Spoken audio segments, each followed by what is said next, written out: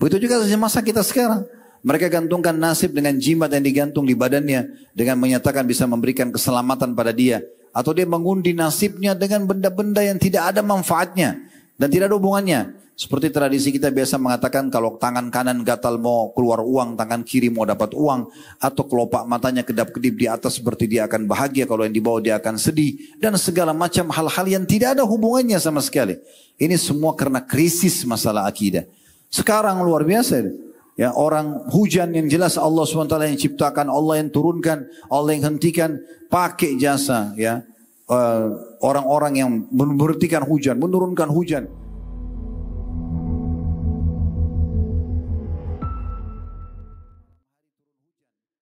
Perhatikan bagaimana Nabi SAW ajarkan kepada kita dalam hadis yang diriwayatkan oleh Tirmidzi. Kata Nabi SAW yang artinya, mintalah segala sesuatunya kepada Tuhan kalian Allah sampai kepada tali sendal kalian. Umar bin Khattab dalam sebuah athar disebutkan pernah sendalnya putus. Maka dia mengangkat tangan ke langit sambil mengatakan, ya Allah, sendal saya putus, gantikanlah. Minta sendal dari Allah. Pertanyaan sederhana, apakah Anda selama ini sudah pernah mengamalkan hal-hal yang seperti ini? Hal kecil pun minta kepada Allah Subhanahu wa taala. Jangan teman-teman sekalian kita minta kepada Allah hanya kalau sudah kena penyakit kronis nggak bisa sembuh. Utang yang sudah melilit, sudah hampir sampai pada tingkat dipenjarakan misalnya, sudah miliaran baru kemudian mau sholat malam dan seterusnya. Kenapa tidak dari awal kita melibatkan Allah Subhanahu wa taala? Dalam pembukaan ini kita akan sampaikan sebuah kisah nyata disebutkan, dinukil kisah seorang salafus saleh. Beliau dulu mau mengadakan perjalanan, beliau punya income harian, dapat harian. Dan pada saat dia pulang satu hari ke rumahnya, istri dan anaknya menunggu lalu bertanya, adakah makanan buat kami hari ini? Tokoh kita ini tidak disebutkan namanya dalam kisah-kisah ini, tapi dikatakan kisahnya sahih, atharnya sahih. Dia mengatakan hari ini saya tidak dapat pekerjaan. Hari ini saya tidak dapat pekerjaan. Maka saya tidak tahu harus dapat di mana lagi. Dan di masa itu kalau sudah tiba maghrib, maka semua tempat-tempat sumber bekerja sudah tutup. Karena tidak ada penerangan lampu kayak kita sekarang. Akhirnya dia mengatakan pada istri dan anaknya pada saat istrinya bilang kami seharian belum makan. Dia bilang saya istirahat sebentar. Kemudian saya akan pergi. Saya akan pergi coba keluar mencari rezeki. Dia istirahat di awal malam. Kalau kita sekarang mungkin jam 10, jam 11 malam. Di masa itu orang semua sudah tidur. Maka dia pun keluar dari rumahnya sambil berdoa kepada Allah. Ya Allah, saya tidak tahu harus kemana. Hari ini saya sama keluarga saya belum makan. Lalu kemudian pergilah dia keluar. Dan dia tidak tahu harus kemana. Dia lihat ada masjid dekat rumahnya. Di masa itu orang belum ada penerangan lampu kayak kita sekarang. Orang pakai obor saja. Dia nyalain satu obor. Dia wudhu, kemudian dia sholat 2 rakaat, lalu dia merengek-rengek sama Tuhannya. Dia bermanja-manja sama Allah Subhanahu wa taala. Ya Allah, zat yang menciptakan alam semesta ini, zat pemberi rezeki, Engkau yang telah menciptakan aku dan keluarga aku, dan Engkau belum memberikan kami rezeki pada hari ini. Jangan biarkan kami menginap dalam kondisi kami kelaparan. Maka dia terus merengek. Dalam kisah yang disebutkan terjadi satu kejadian yang unik di malam itu. Raja yang berkuasa di wilayah itu mimpi buruk. Dia mimpi menghadapi kematian, melihat siksa kubur, melihat neraka, dan dia ketakutan raja ini. Kemudian dia bangun dan dia terkaget, lalu kemudian dia mengambil beberapa kantong dinar emasnya dan dia berkata, ya Allah, aku telah merasa bersalah dengan kesalahan-kesalahanku masa lalu, aku ingin mensucikan diriku. Tolong mudahkan untuk aku untuk membersihkan dosa-dosaku dengan bersedekah dari harta ini di malam ini. Kemudian dia pun keluar tanpa ada pengawal. Lalu kemudian dia jalan, subhanallah, waktu dia lewatin masjid yang tadi ada orang miskin ini, kudanya berhenti di situ dan dia pun turun. Dia penasaran, kenapa harus saya turun di masjid ini, dan hatinya tergerak mau ke masjid itu. Dia pun masuk dalam masjid, kemudian dia mendengar tadi doanya orang miskin yang memohon-mohon makanan hari itu. Dia biarkan sampai selesai berdoa, lalu kemudian dia berkata begini, saya sudah dengar tadi doa yang Anda sampaikan. Dan perlu Anda tahu saya ini adalah raja yang berkuasa di sini. Maka saya sudah niat malam ini untuk bersedekah. Saya minta kepada Allah ditunjukkan orang yang tepat. Saya merasa Anda orang yang tepat. Maka ini sedekah saya tolong diterima. Dan perlu Anda ketahui, karena Allah telah pertemukan kita di rumahnya ini, mulai sekarang kalau Anda butuh apapun, datang kepada saya. Saya akan bukakan pintu di istana untuk bisa diterima. Orang miskin yang menjadi tokoh kita ini berkata sebuah kata-kata yang perlu diukir dengan ukiran emas. Dia mengatakan, kalau seandainya saya butuh lagi satu waktu, saya tidak akan menghubungi Anda. Tapi saya akan menghubungi Allah yang telah menggerakkan Anda datang kepada saya. Lihat dan ambil benang merah dari kisah ini. Bagaimana sebenarnya seseorang yang kuat sekali hubungannya dengan Allah subhanahu wa ta'ala. Dia yakin Tuhannya itu ada. Dan betul-betul meyakini asma' wa sifat. Nama-nama dan sifat Allah yang mulia. Allah itu sami' maha mendengar. Allah itu basir maha melihat. Allah itu alim maha mengetahui. Ya. Dan Allah itu raqib selalu mengawasi. Ya. Dan tidak ada yang luput dari Allah subhanahu wa ta'ala. Maka orang akan selalu berada di zona yang sangat aman. Karena apapun yang sedang dia hadapi dari nikmat hanya bisa dipertahankan oleh Allah. Apapun ujian yang sedang datang hanya bisa diberikan solusi oleh Allah. Tinggal teman-teman sekalian, kalau kita mau tahu bagaimana jawaban yang datang dari Allah subhanahu wa ta'ala, fahamilah Allah telah membuat sebuah sistem biasa disebut dengan sunnatullah. Sistem yang sudah Allah buat. Sistemnya adalah kalau kita lapar, lalu kita mengatakan, ya Allah saya lapar, hilangkan lapar saya. Allah sudah membuat sistem laparnya tidak hilang spontan. Tapi Allah membuat dengan sistemnya kita bisa mendapatkan makanan, muncul ide atau ada orang yang memberikan kepada kita makanan lalu kita mengunyahnya dulu, proses melalui gigi, dikunyah, kemudian ditelan melalui tenggorokan, masuk di usus, diproses baru laparnya hilang. Ini namanya sistem yang Allah buat. Maka setelah itu baru hilang lapar kita. Betul juga pada saat sakit. Kita konsul sama dokter, minum obat, kemudian kita menemukan ada dosis yang diberikan, kemudian kita sembuh setelah itu. Itu namanya sistem yang Allah SWT berikan. Allah Azza wa Jal tidak akan melemparkan obat dari langit pada saat kita mengatakan, ya Allah saya sakit sembuhkan. Tetapi Allah Subhanahu wa Ta'ala akan mempertemukan kita dengan ide atau orang-orang yang bisa menjadi penyebab kita sembuh karena doa kita kepadanya. Misal kita sudah berdoa malam hari tahajud, kalau semoga Allah berikan kita solusi dari permasalahan yang sedang kita hadapi. Kemudian besok pagi kita ngobrol sama teman atau seseorang kerabat yang kita temui atau siapa saja. Tidak sengaja kita sebutkan penyakit yang sedang kita alami. Kemudian dia mengatakan, oh setahu saya ada dokter yang cocok, yang bagus di sana. Kita pun pergi ke sana, kita konsultasi cocok, resepnya cocok, maka kita sembuh. Pastikan bukan karena dokter dan resep yang menyembuhkan. Tapi itulah efek daripada doa yang kita panjatkan. Ini sebuah dasar sekali, hal yang dasar yang harus benar-benar difahami teman-teman sekalian. Orang yang menggantungkan nasibnya pada makhluk, maka tidak akan mendatangkan manfaat apapun kecuali sangat sedikit. Kita boleh dalam pembukaan kita juga merenungi bagaimana sabda Nabi alaihi salatu wassalam berhubungan dengan masalah ini. Beliau mengatakan dalam hadis yang masyhur diriwayatkan oleh Abu Daud dan Tirmidzi dengan sanad yang sahih dari hadis Abdullah bin Mas'ud radhiyallahu anhu.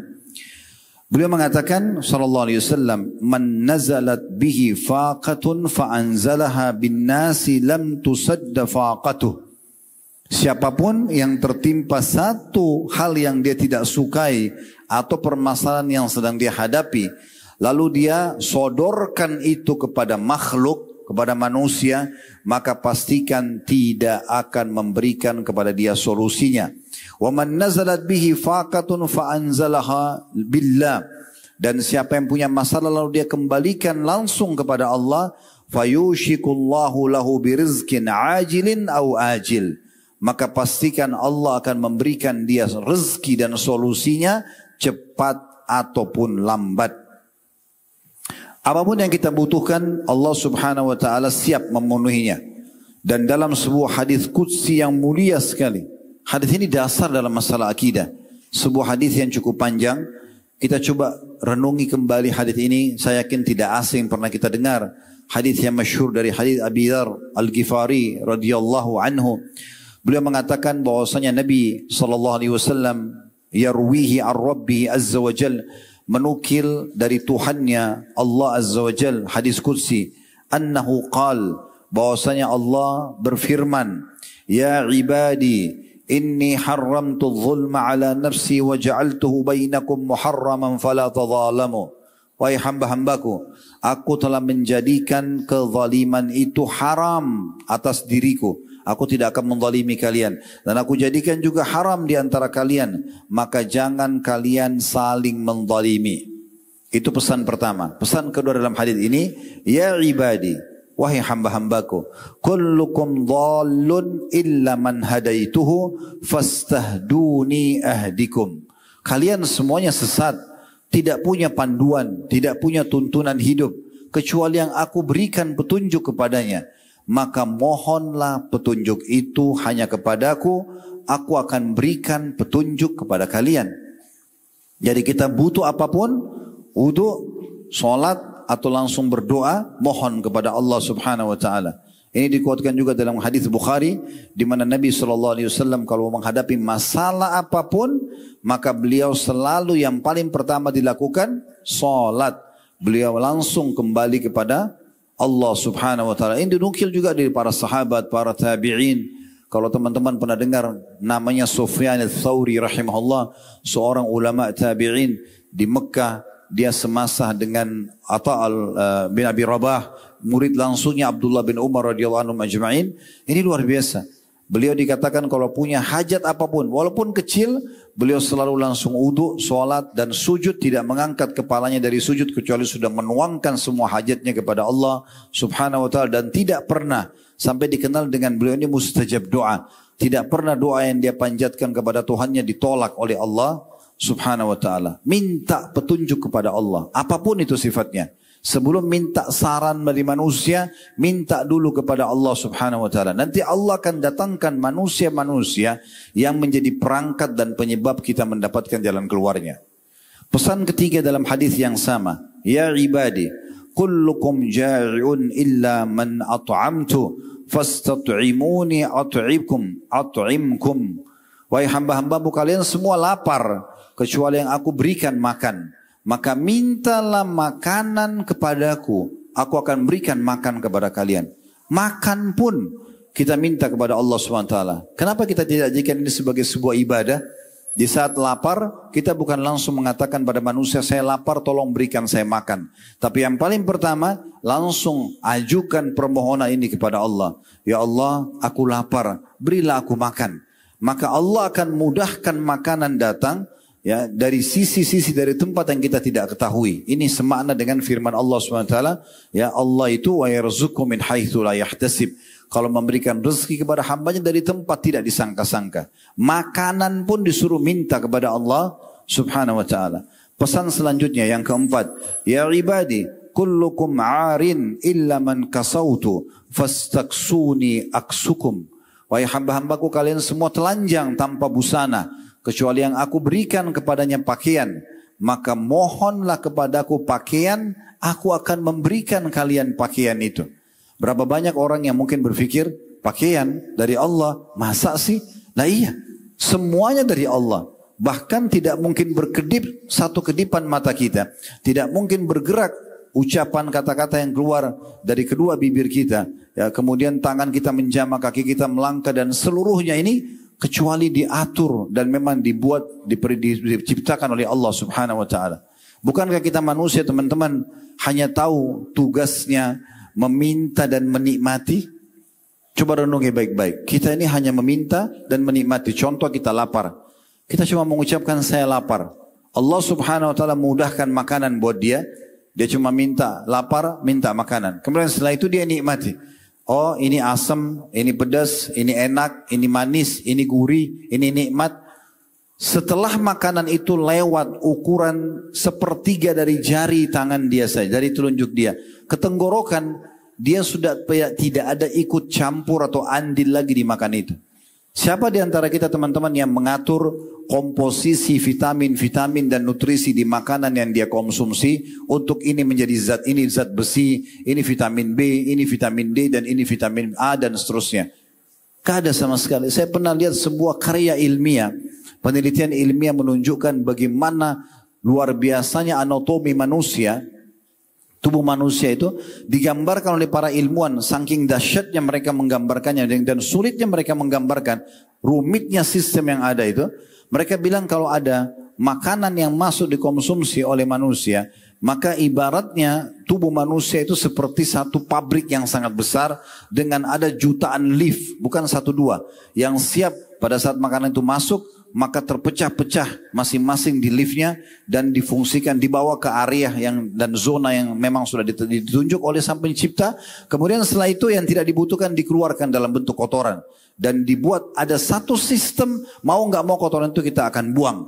Kalau kita tidak buang kita akan sakit. Supaya manusia itu bisa selamat. Sebuah sistem yang luar biasa yang sudah cukup harusnya menyadarkan kita memang ada pencipta yang mengatur semua itu. Selanjutnya, pesannya yang keenam atau yang kelima tepatnya. Ya ibadi, innakum tukhti'una bil-laili wan-nahar wa ana akfirudz dzunuba jami'a fastaghfiruni aghfir lakum. Wahai hamba-hambaku, kalian semua berbuat salah dan pelanggaran di malam dan di siang hari. Dan akulah satu-satunya yang bisa memaafkan kesalahan-kesalahan kalian semuanya. Mohon maaflah kepadaku, aku akan maafkan kalian. Pesan selanjutnya. Jadi kalau kita salah, yang paling pertama mohon maaf kepada Allah Subhanahu wa taala. Baru mohon maaf kepada manusia, ya. Astagfirullah, baru kita minta maaf walaupun kita salah berbuat salah pada manusia. Karena sebenarnya yang melarang kita berbuat kejahatan itu pada manusia adalah Allah Subhanahu wa taala. Kemudian dikatakan selanjutnya pesannya yang keenam, ya ibadi innakum lan tablughu dharri fatadurruni wa lan tablughu naf'i fatanfa'uni. Wahai hamba-hambaku, kalian tidak akan pernah bisa mencelakakanku, ya, dan kalian juga tidak akan bisa memberikan manfaat kepadaku. Ya ibadi, pesan yang ketujuhnya, lau anna awwalakum wa akhirakum wa insakum wa jinnakum kana ala atqa qalbi rajulin wahidin minkum ma zada dzalika fi mulki syai'a. Ketahuilah wahai hamba-hambaku, kalau seandainya yang pertama saya ciptakan dan yang sampai terakhir saya ciptakan dari seluruh jin dan manusia, mereka semua berkumpul dan hati mereka semuanya sama, ala atqa rajulin wahid, ala atqa qalbi rajulin wahid, semuanya bertakwa, levelnya sama. Anggap kita semua miliaran manusia, miliaran jin, semua level takwanya sama dengan Nabi Muhammad SAW. Apa kata Allah SWT? Ma zada zalika fi mulki syai'a. Tidak akan menambah sedikit pun dari kerajaanku. Gak ada pengaruhnya, walaupun kalian semua baik. Ya ibadi law anna awwalakum wa akhirakum wa insakum wa jinnakum ala kana ala afjari qalbi rajulin wahid ma naqasa dzalika min mulki syai'a. Kalau seandainya kalian semuanya, yang pertama aku ciptakan dan sampai yang akhir dari jin dan manusia, semuanya memiliki hati yang paling buruk, seperti hatinya Fir'aun misalnya, atau iblis, semuanya buruk, gitu. Maka itu juga tidak akan mengurangi sedikit pun dari kerajaanku. Ya ibadi, lau anna awwalakum wa akhirakum wa insakum wa jinnakum qamu fi sa'idin wahid. Ini pesan yang ke-8-nya. Wahai hamba-hambaku, kalau seandainya yang pertama aku ciptakan dari jin dan manusia, semuanya, sampai yang terakhir nanti aku ciptakan, semuanya berdiri di satu lapangan, satu tempat. Kemudian fasa'aluni fa'ataitu kulla insanin mas'alatah. Kemudian semuanya minta, apa saja masing-masing minta hajat yang terbaiknya. Dan aku berikan semuanya. Semua manusia, semua jin. Dari manusia pertama dan jin pertama sampai manusia dan jin yang terakhir. Semua aku kasih urusan-urusan dan permintaan mereka. Lalu kata Allah SWT, ma naqasa dzalika mimma indi illa kama yanqusul mikhyatu idza udkhila al-bahr. Tidak akan mengurangi sedikit pun dari kerajaan dan kekayaanku kecuali hanya seperti jarum yang dicelupkan di lautan lalu diangkat. Maka tidak ada sedikit pun yang berkurang dari kekayaanku. Dan ini dikuatkan juga dengan lanjutan pesan ke-9-nya, ya ibadi, innama hiya a'malukum uhsiha lakum uwaffiyakum iyaha. Faman wajada khairan falyahmadillah wa man wajada ghaira dzalika fala yalumanna illa nafsah. Wahai hamba-hambaku, sesungguhnya apa yang aku perintahkan pada kalian, sholat, puasa, bakti sama orang tua, bersedekah, haji dan umrah dan seterusnya. Itu adalah amal-amal yang aku berikan perintahkan pada kalian dan aku akan kembalikan juga manfaatnya kepada kalian. Maka siapa yang mendapatkan kebaikan karena patuh kepadaku, maka dia harusnya memuji Allah dengan itu. Dan barang siapa yang mendapatkan selain itu, dia justru menolak untuk beriman kepada Allah, ya dia berbakti pada Allah, menjalankan perintah, justru dia masuk dalam kemaksiatan, maka jangan dia salahkan kecuali dirinya sendiri. Hadis yang mulia ini diriwayatkan oleh Imam Muslim dan dinukil bahwasanya Sa'id rahimahullah bin Musayyib berkata, "Kana Abu Idris Al-Khulani," ini salah satu tabi'in, ulama tabi'in yang lain, Abu Idris rahimahullah seorang yang sangat soleh, "Idza haddatsa bihadzal hadits jatha ala rukbatai." Kalau dia baca hadis ini dan dia sering mengulang-ulanginya, maka setelah membaca dia pun berlutut di atas kedua lututnya, karena dia meyakini benar sebenarnya dia diciptakan oleh Allah yang selalu mengawasi dia, dan apapun harusnya dia menggantungkan kepada Allah subhanahu wa ta'ala. Dan kita tahu juga hadis Ibnu Abbas yang masyhur, sebuah hadis yang sahih diriwayatkan oleh Imam Ahmad dan juga Tirmidzi, di mana Nabi SAW bersabda kepada beliau, "Ya gulam, inni u'allimuka kalimat." Hai anak kecil, aku ajarkan kepadamu kalimat-kalimat. Ya, dalam beberapa riwayat lain, fahfadha, hafallah dia. Ihfadillah yahfaduk, jaga selalu hubungan baikmu dengan Allah, Allah akan menjagamu. Ihfadillah tajidhu tujahak, selalulah jaga hubungan baikmu dengan Tuhanmu, maka engkau akan temukan dia selalu berada di hadapanmu. Idza sa'alta fas'alillah, kalau kau minta sesuatu, hanya minta kepada Allah. Jadi manusia itu hanya pelengkap saja. Minta dulu kepada Allah, nanti Allah akan gerakkan dan datangkan tadi manusia sebagai perangkat dan penyebab terpenuhi kebutuhan kita. Wa idza sta'anta fasta'in billah. Kalau minta tolong, hanya minta tolong kepada Allah. Wa'lam annal ummata idza ijtama'at ala an yanfa'uka bi syai'in lam yanfa'uka illa bi syai'in qad kataballahu lak. Ketahuilah kalau seandainya umat ini semuanya berkumpul atau satu umat berkumpul untuk memberikan kepadamu manfaat, memberikan kepadamu sesuatu yang kau sukai, maka tidak akan sampai kepadamu kecuali yang sudah Allah catatkan untukmu. Wa in ijtama'u ala yadurruka bi syai'in lam yadurruka illa bi syai'in qad kataballahu 'alaik. Dan kalau mereka semua berkumpul untuk menyusahkanmu, membahayakan, menimpakanmu sesuatu yang berbahaya, maka tidak akan menimpahmu kecuali yang sudah Allah catatkan terhadapmu. Rufi'al aqlam wa jaffatis suhuf, telah kering semua pena-pena yang dipakai tulis takdir, dan juga telah diangkat pena-pena yang menulis takdir, dan juga telah kering catatan di lauhil mahfud. Ini semua teman-teman sekalian memberikan gambaran, diantaranya adalah bagaimana kita harus hanya bergantung kepada Allah subhanahu wa ta'ala. Allah lah solusi dari segalanya. Allah lah sumber kebahagiaan kita. Dan tidak ada puncak kebahagiaan dari seorang hamba setelah dia bergantung kepada Allah subhanahu wa ta'ala. Nabi Muhammad SAW sampai pada level beribadah kepada Allah bukan lagi mengejar keutamaannya. Kalau anda beribadah masih mengejar fadilahnya apa sih? Saya dapat apa kalau sholat malam? Saya dapat apa kalau sedekah? Saya dapat apa kalau haji? Ini levelnya masih standar. Orang boleh melakukan itu karena memang Allah Subhanahu wa taala menjanjikan semua keutamaan dari semua ibadah. Tidak ada satupun ibadah kecuali dijanjikan keutamaan. Apa yang anda akan dapatkan sudah disampaikan.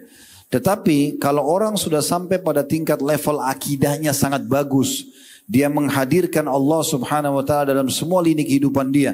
Dia yakin Allah selalu mengawasi dia, Allah tempat dia bergantung, Allah tempat dia memohon, meminta perlindungan, maka dia beribadah bukan lagi mengejar keutamaan, tapi sudah betul-betul karena menjalin hubungan baiknya sama Allah dan juga sebagai tanda syukurnya.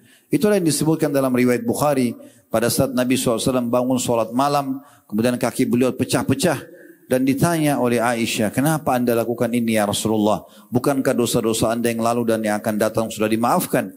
Jawaban Nabi, bukan beliau mengatakan karena saya ingin mengejar keutamaan sholat malam, karena sholat malam itu doa mustajab misalnya, atau akan menjadi saksi nanti pada hari kiamat dan seterusnya.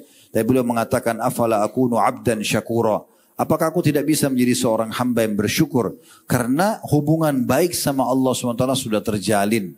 Allah itu akan terus menjaga hambanya yang menjaga hubungan baik dengannya. Praktekin resep ini teman-teman. Pastikan semua keselamatan dan kebahagiaan akan kita dapatkan. Bahkan pada hal-hal kecil pun kita akan temukan Allah akan mudahkan semua urusannya. Mari kita renungi sama-sama bagaimana Allah memperkenalkan tentang dirinya dalam banyak ayat Al-Quran. Di antaranya yang sangat masyhur dalam surah Al-Hasyr surah nomor 59 ayat 23 sampai ayat 24. Kita harus lebih banyak merenungi tentang nama-nama dan sifat Allah ini lalu kita terapkan dalam kehidupan kita. Allah mengatakan huwallahu alladzi la ilaha illa huwal malik. Dialah Allah yang tidak ada pencipta, tidak ada penguasa, tidak ada yang memiliki, tidak ada yang menghidupkan dan mematikan kecuali Dia, sang raja yang sebenarnya. Di sini ulama menekankan tentang masalah sang raja yang sebenarnya, maksudnya sang raja yang tidak ada awal dan akhirnya, raja selamanya dan tidak akan pernah terkalahkan, tidak ada penyaingnya dan tidak ada sekutu bersamanya. Itu makna sang raja. Dan ini tidak akan mungkin dimiliki oleh manusia. Pasti raja-raja dunia, raja-raja manusia akan punya saingan-saingan, akan banyak yang akan berusaha menjatuhkan dia dan ada masa di mana berakhir kerajaannya. Makanya dalam sebuah riwayat yang sahih, nanti Allah Azza wa Jalla pada saat sudah ditiup sangkakala yang kedua, sudah binasa semua makhluk di langit dan di bumi kecuali yang Allah inginkan, maka Allah mengatakan anal malik aina mulukud dunia. Akulah raja yang sebenarnya, akulah raja yang sebenarnya. Mana raja-raja dunia? Mana raja-raja dunia? Ini perlu difahami. Berarti semua raja-raja dan pemimpin manusia itu hanya seperti kita. Kebetulan saja dia punya jabatan. Orang kalau faham ini, dia biasa saja. Dia memberikan hak pemimpinnya karena perintah sang pencipta Allah. Bukan karena takut pada pemimpin tersebut. Dinukil sebuah kisah yang unik dari Salim bin Abdullah bin Umar radhiyallahu anhu ajma'in. Cucunya Umar bin Khattab, anaknya ya Abdullah bin Umar. Terkenal sangat soleh sampai dikatakan Salim ini betul-betul menciplak Umar bin Khattab dari sisi khalqiyah dan khuluqiyah. Ciptaan fisik dan juga akhlaknya. Karena orangnya sangat alim, orangnya sangat kekar tubuhnya, orangnya sangat prinsipil. Satu waktu dia lagi berzikir kepada Allah subhanahu wa ta'ala di depan Ka'bah. Lewatlah khalifah yang berkuasa pada masa itu. Dan orang-orang pada menyebutkan kepada khalifah, wahai Amir Mu'minin, di dekat Ka'bah ada Salim bin Abdullah bin Umar lagi berzikir. Maka kata khalifah, apa mau kami panggilkan untuk anda? Kata khalifahnya, jangan, saya yang ke sana. Raja pun datang kepadanya. Kemudian mulai mengucapkan salam. Dari waktu diucapkan salam, dalam kisah yang dikatakan Salim cuma menjawab salamnya saja. Dan Salim tahu ini adalah raja yang datang. Maka dia tetap melanjutkan zikir dan doanya. Lalu khalifah salam yang kedua kali. Salim cuma menjawab saja. Setelah itu kemudian khalifah terdiam. Salam yang ketiga. Juga begitu, tetap saja Salim menyampaikan dan terus melanjutkan zikir dan doanya kepada Allah. Akhirnya khalifah menunggu setelah 3 kali salam. Setelah selesai tanpa merasa ada beban sama sekali, Salim pun balik kepada raja sambil mengatakan, ada apa wahai Amir Mu'minin? Ada yang bisa saya bantu? Maka kata raja pada masa itu, wahai Salim, saya tadi diinformasikan bahwasanya kamu sedang ada di sini dan ini kena di depan rumah Allah. Saya ingin memenuhi hajat-hajatmu. Apa kira-kira hajat-hajatmu ya yang bisa saya berikan, saya penuhi. Maka kata Salim, tidak ada hajatku kecuali aku masuk ke surga dan selamat dari neraka. Maka kata raja pada saat itu bukan di tanganku. Kata Salim, kalau begitu saya tidak punya hajat yang lain. Dan jazakallahu khairan. Lalu Salim meninggalkan sang raja tersebut dengan terus mengerjakan zikir dan ibadahnya kepada Allah subhanahu wa ta'ala. Ini pemahaman bukan menganggap remeh pemimpin manusia, bukan. Tetapi bagaimana tertanam dalam hati figur Salim ini keberadaan sang pencipta dan raja yang sebenarnya. Allah subhanahu wa ta'ala. Lalu Allah lanjutkan mengatakan, dia juga Al-Quddus yang maha suci. Allah tidak punya kekurangan. Dan ini ulama juga mengatakan maksudnya Quddus, suci dari segala macam kekurangan. Ya, yang dimiliki oleh makhluk, di antaranya makan, minum, buang air besar, buang air kecil, mengantuk, sakit, semua tidak ada. Itu dimaknakan dengan kudus, selamat dari semua yang menghilangkan dan mengurangi kesuciannya. Ini sifat Allah subhanahu wa ta'ala. Disebutkan yang ketiga, As-Salam, yang maha sejahtera. Allah subhanahu wa ta'ala memiliki kekayaan yang tidak akan pernah habis. Dinukil dalam sebuah athar, Nabi Sulaiman alaihissalam berkata kepada orang-orang di sekitarnya. Nabi Sulaiman seorang nabi yang saleh, terkenal dengan keimanannya dan tidak asing kisahnya. Dia mengatakan, pada hari ini saya akan memberikan makan seluruh makhluknya Allah sebagai tanda syukur kepada Allah. Dia bukan ingin menyaingi Allah, justru sebagai tanda syukur kepada Allah. Tapi Allah subhanahu wa ta'ala memberikan pelajaran besar kepada Sulaiman alaihissalam dan kepada kita juga pada sore hari ini. Apa yang terjadi saudaraku seiman? Dia suruh seluruh pengawalnya dari jin dan manusia untuk masak semaksimal mungkin makanan yang bisa mereka buat. Lalu berhasillah dimasak makanan bergunung-gunung, banyak sekali. Dan setelah selesai, maka Nabi Sulaiman alaihissalam mengatakan, saya ingin memberikan makan makhluk Allah dimulai dari pasukan saya dulu. Pasukannya terbagi menjadi 3, ada hewan-hewan, ada manusia, ada jin. Maka dia mengatakan saya akan berikan makan dulu dari pasukan burung hewan-hewan. Dan dimulai dari burung-burungan saja. Lalu kemudian disuruhlah burung-burung tersebut untuk memakan masakan yang sudah disiapkan.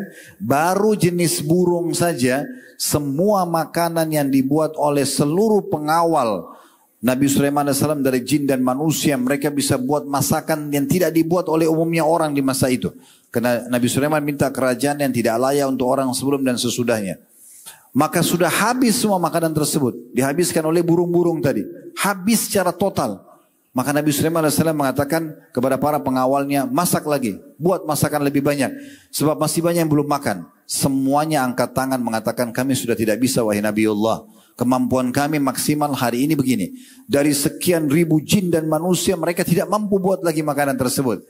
Maka Nabi Sulaiman mengucapkan kata-kata yang terukir. Dia mengatakan, ya, Maha Suci Allah, Subhanallah, atau Maha Suci Allah yang telah memberikan makan seluruh makhluknya tanpa habis stok makanannya. Tidak pernah habis. Jadi kalau teman-teman minta sama Allah, yakinlah kita sedang minta kepada Zat yang Maha Kaya.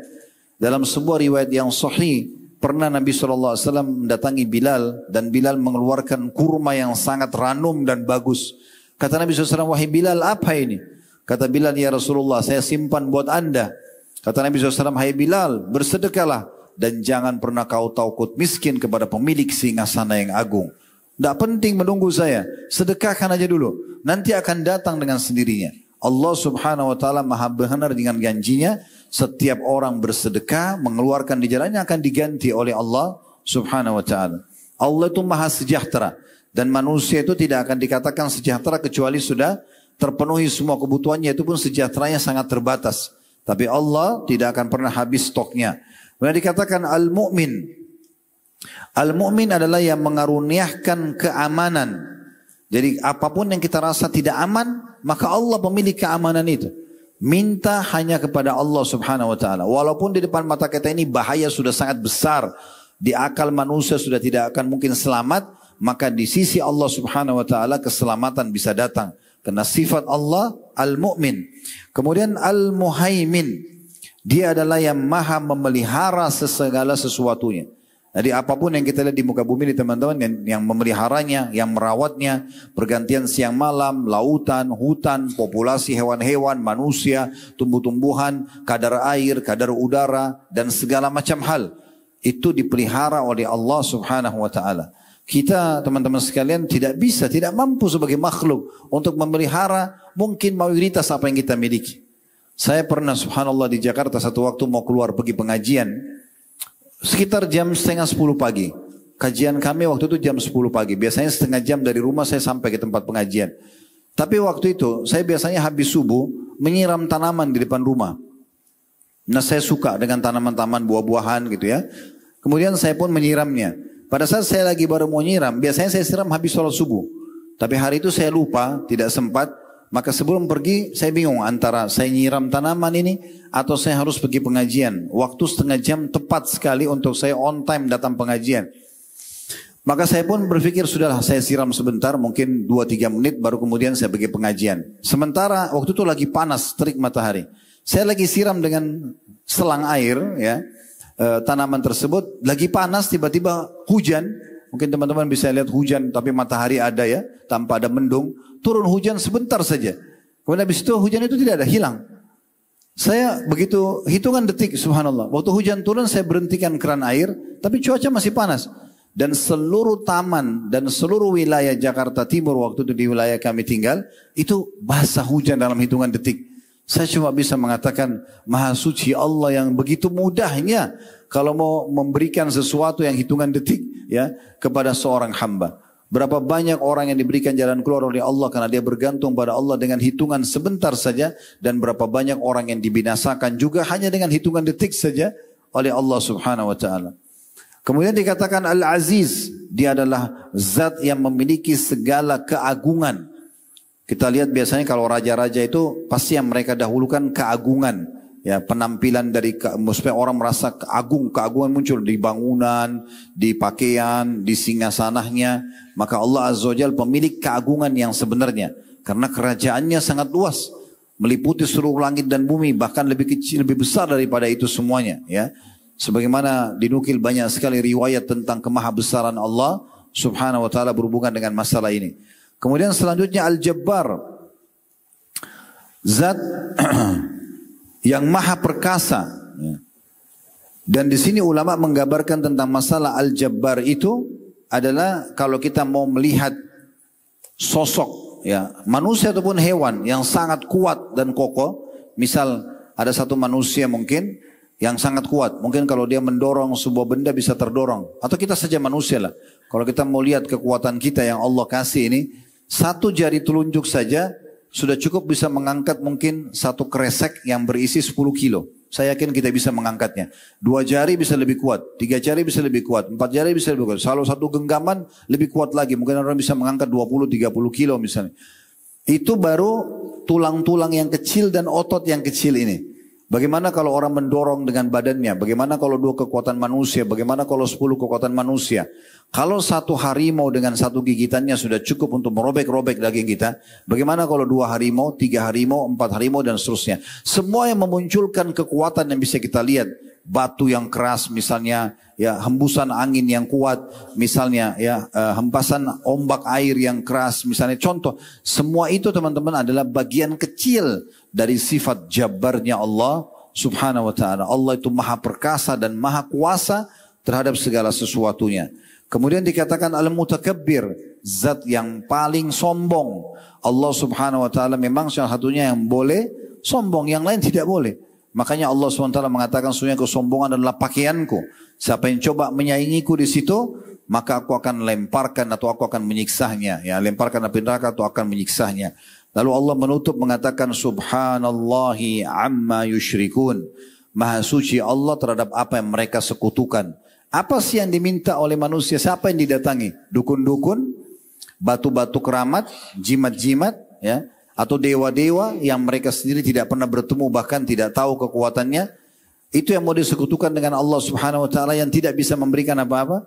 Orang-orang Quraisy dulu di Mekah, mereka menggantungkan nasibnya dengan patung-patung, makanya dikenal dengan masa jahiliyah, ya. Mereka yang pahat patung itu, mereka yang warnahi, mereka yang berikan nama, mereka yang taruh di tempatnya. Kemudian setelah itu, mereka kalau rusak mereka perbaiki, lalu mereka panggil sebagai Tuhan sekutu-sekutu Allah. Di mana akal sehatnya? Begitu juga masa kita sekarang. Mereka gantungkan nasib dengan jimat yang digantung di badannya, dengan menyatakan bisa memberikan keselamatan pada dia. Atau dia mengundi nasibnya dengan benda-benda yang tidak ada manfaatnya dan tidak ada hubungannya. Seperti tradisi kita biasa mengatakan kalau tangan kanan gatal mau keluar uang, tangan kiri mau dapat uang. Atau kelopak matanya kedap-kedip di atas seperti dia akan bahagia, kalau yang di bawah dia akan sedih. Dan segala macam hal-hal yang tidak ada hubungannya sama sekali. Ini semua karena krisis masalah akidah. Sekarang luar biasa. Ya, orang hujan yang jelas Allah SWT yang ciptakan, Allah yang turunkan, Allah yang hentikan, pakai jasa ya orang-orang yang memberhentikan hujan, menurunkan hujan. Bahkan Nabi SAW mengatakan dalam sebuah hadis, selepas sholat subuh, waktu itu malam hari turun hujan. Lalu kata Nabi SAW, Allah berfirman, pada pagi hari ini telah tiba di pagi hari hamba-hambaku yang beriman kepadaku dan kafir kepada bintang-bintang. Dan ada juga hamba-hambaku yang beriman pada bintang-bintang kafir kepadaku. Adapun yang mengatakan hujan turun dengan karunia Allah, maka dia beriman kepadaku dan kufur kepada bintang-bintang. Dan yang mengatakan hujan turun karena bintang ini atau bintang itu, dia telah beriman pada bintang dan kufur kepadaku. Allah subhanahu wa ta'ala mengatur semuanya. Kenapa kita lupakan poin ini? Terlebih lagi yang melakukannya adalah seorang muslim. Pergi minta kepada dukun hanya untuk membuat istri atau suaminya suka. Dan itu lintas alam. Allah buat jin itu tidak nampak. Tidak usah ngobrol, gak usah berteman, gak usah menikah. Selesai. Cukup kita imani keberadaan mereka. Tapi mereka sengaja bersemedi di sebuah gua, di sebuah lautan, di sebuah sungai. Minta-minta pada makhluk ini yang tidak ada kekuatannya kecuali dengan izin Allah subhanahu wa ta'ala. Perlu teman-teman garis bawahi, 124 ribu nabi, diantaranya 313 rasul, semua dari manusia. Tidak ada satupun dari jin. Manusia itu dimuliakan, lebih mulia oleh Allah SWT daripada para jin tersebut. Tapi kenapa di antara kita masih ada orang yang lintas alam, minta-minta sama jin hanya untuk membuat pasangannya suka, hanya untuk membuat laris dagangannya, hanya untuk menyembuhkan penyakitnya, hanya untuk menambah misalnya ketampanan atau kecantikannya. Padahal kita punya alam manusia.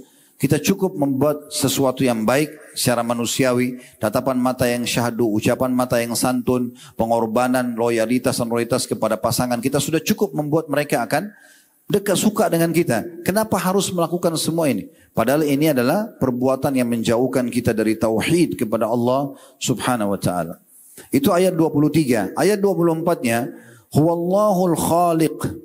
Dialah Allah pencipta yang sebenarnya. Jadi pencipta itu dari tidak ada menjadi ada. Apapun teman-teman yang kita bisa lihat, tidak lihat, ini diciptakan oleh Allah subhanahu wa ta'ala. Kemudian dikatakan Al-Bari'. Al-Bari' itu yang betul-betul dia mengadakan, yang mengadakan tetapi dalam kondisi sempurna. Ya, orang-orang Arab itu menyebutkan kalau orang itu mengerjakan satu perbuatan dan dia menguasainya sehingga indah nampak, dikatakan orang ini bari, gitu. Orang ini betul-betul dia menguasain. Kita tidak samakan Allah dengan makhluknya. Allah itu betul-betul mengadakan dengan kesempurnaan. Ya, contoh misalnya kita melihat sosok orang yang sangat tampan, orang-orang yang sangat cantik, atau pemandangan yang indah, atau warna yang indah. Semua itu misalnya kita lihat jenis-jenis hewan, ya, warna di kulit harimau atau di ikan atau di apa, itu menunjukkan tanda kesempurnaan Allah SWT. Itu disebutkan dengan Al-Bari'. Kemudian ada Al-Musawwir, dialah yang membentuk rupa. Allah yang menyusun alis kita sampai seperti ini, mata seperti ini, hidung seperti ini, bibir seperti ini. Dan dengan kesempurnaan, Allah SWT yang melukisnya, ya, yang membuat seperti ini. Dan subhanallah, saya pernah lihat penelitian ilmiah, bagaimana antara satu kelopak mata atau bola mata manusia dengan mata sebelahnya, itu jaraknya sama, seimbang. Dan bagaimana kalau ini sedikit saja meleset dari garis yang harusnya normalnya, maka dia akan juling atau tidak bisa melihat dengan normal. Atau misalnya terjadi geseran-geseran yang bukan pada tempat yang sudah ditentukan, maka mungkin akan kacau semuanya ciptaan yang ada di badan dia. Lalu Allah SWT mengatakan, Lahul asma'ul husna.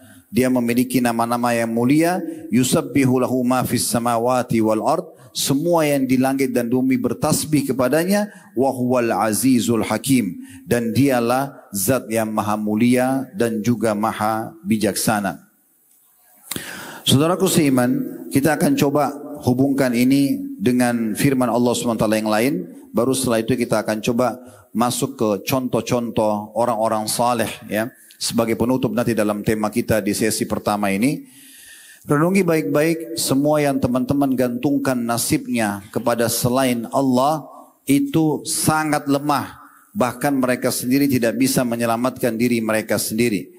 Allah kekalkan dalam surah Al-Hajj, surah nomor 22, ayat 73 dan 74. Ya ayyuhan nasu duriba mathalun fassami'u lah. Wahai sekalian manusia, telah diberikan perumpamaan, maka renungi baik-baik, dengarkan baik-baik. Innal ladzina tad'una min dunillahi lan yakhluqu dzubaban walau ijtama'u lah. Sesungguhnya semua yang kalian seru kepada selain Allah, seru selain Allah itu tidak akan pernah bisa menciptakan seekor lalat pun, walaupun mereka berkumpul untuk menciptakannya. Wa iyaslubhumudz dzubabu syai'an la yastanqidhuhu min. Dan kalau seandainya lalat itu mencuri sesuatu dari mereka, misalnya kita punya segelas susu, lalat datang mengambil setetes saja lalu terbang, maka mereka tidak akan mampu mengambilnya kembali. Da'ufat talibu wal matlub, sungguh sangat lemah orang yang disembah dan juga orang yang menyembah itu. Lalu Allah mengatakan, ma qadarullah haqqa qadri, sayangnya mereka tidak menyembah Allah dengan sebenar-benarnya. Innallaha laqawiyyun aziz, Allah itu maha perkasa lagi maha mulia. Dari ayat-ayat ini teman-teman sekalian, kita bisa lihat bagaimana Allah subhanahu wa ta'ala memperkenalkan dirinya kepada kita, dan bagaimana orang kalau kembali kepada Tuhannya dengan penuh keyakinan apapun yang dia rasakan dari nikmat yang ciptakan dia Allah, nikmat itu yang ciptakan juga Allah, yang bisa perangkan hanya Allah. Kalau ada ujian yang ciptakan dia Allah, ujian itu yang ciptakan juga Allah, yang berikan solusi hanya Allah saja, maka kita akan temukan kehidupan orang ini akan selalu berada di keselamatan dan kebahagiaan.